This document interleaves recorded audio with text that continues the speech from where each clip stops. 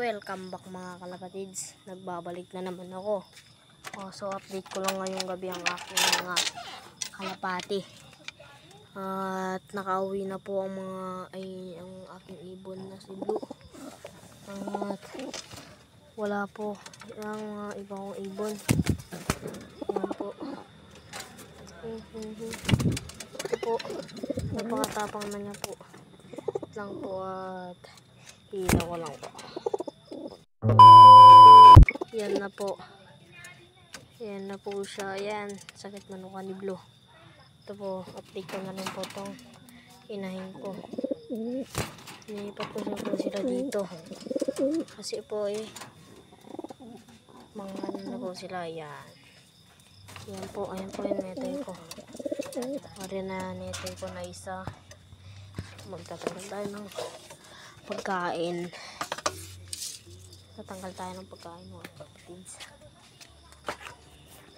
So, tanggalin ko na rin po ito. Yan mga kapatids. Ito po. Yan po yung pagkainan ng mga ibon ko. Ito po ang mga pagkain ng kalapati ko. Isa pong breeder mix. Yan. Ito po, bigyan ko na rin po kayo ng advice. Ito po, kapag umaga po, ganito lang po pinagpapakain ko. Ganyan lang po karami.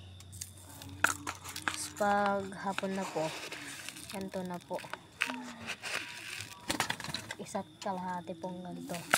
Isa't kalahati po. Yan. Isa't kalahati po.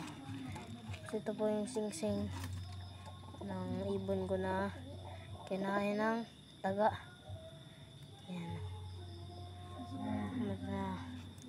Mga kalapatids, konting muna tayo. Konting update lang tayo sa mga ibon ko. So meron mag-visit lang po tayo ng Sunday. Takpan mo na kamay ko. Tapos na nga pala tayo mag-last visit na kalapatids. Ito na yung mga ibon ko. Hindi makita mga kalapatids. Ito sila.